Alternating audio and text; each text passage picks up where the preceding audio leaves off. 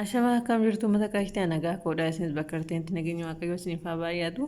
Warri Itooshoof addisii taatan sheer sabiskiraayib godhaatonni walitti dhiyeessinas hin jedha. Innaa kana har'a isin qabadhe dhufe waan bareedu takka isinis fayyada. Itti fayyadamtan jedhee baay'een abdii qaba. Innis immoo waan bareedaa nuuf fidee dhufe jechuudha. Keessattuyyuu warri immoo baay'ina fayyadamtanii immoo akkaataa ittiin onlaayinii dhoksinu waa bareedduu takka nuuf fidee dhufe immoo yoo galle onlaayinii irraa akka jirru akka antin arongaadee hin ibsu. Naa immoo galle wajjumaan aanaa akkatatti dhoksan. Amma immoo erga galle booda akkanatti porofaayilii keenya xunna. Porofaayilii keenya erga xunne booda porofaayilii keenya jalatti seetingii kan jedhu jira. Security and privacy kan jedhu jira. Asitti silkiin nama hundaa akkanatti security and privacy kan jedhu kana akkuma porofaayilii keenya jala galleen hin baasu.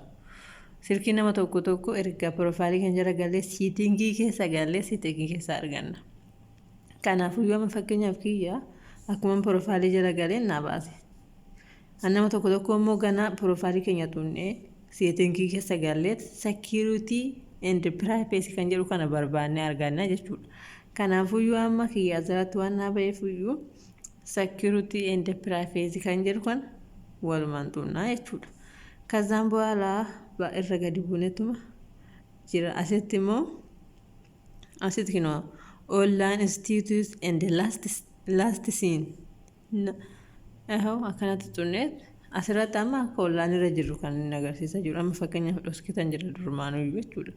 Asirra wagoone namni kamiyyuu nu arga online irra wagalles immoo irra wagallechaadha. Arongaadee ibsa waan ta'eefuyyuu kanaafuyyuu nu immoo my contact irra singoonu costume irra singoonu kan irra godhannu nobody kan jedhu kanarra godhanna jechuudha.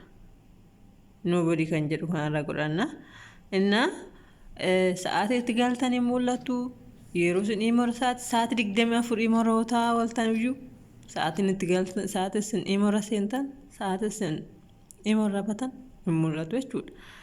Innaa duubatti deebinee immoo isa kanas dhufkachuu barbaada. Inni kun immoo intinidha barreeffama nama tokko amma fakkeenyaaf agartanii toni yoo barreeffama meseejii nu seene maal ta'a intini ibsa miti kalarii biluudha kan inni ibsu.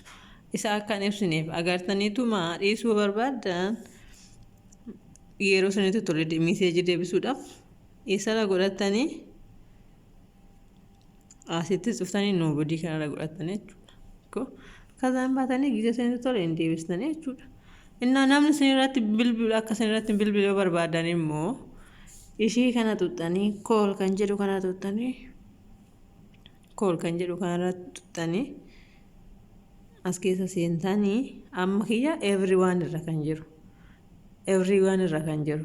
Innaa namni akka sinirratti hin bilbille ofii keessanii bilbiluu bichaa yoo barbaadan eessarra godhatanii my contact irra simiti costume irra simiti dhuftaniituma nobody irra godhatanii jechuudha.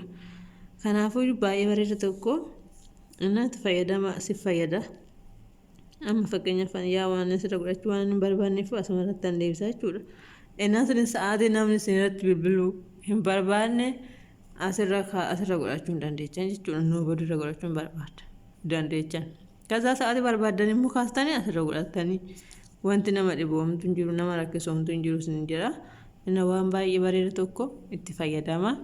Warri Itooshoof addisii taatan baga nagaan dhuftanii warri duraan sabiskiraabii sheerna gochaa turtan immoo guddaa galatooma isin jedha. Hanga walitti deebi'uuf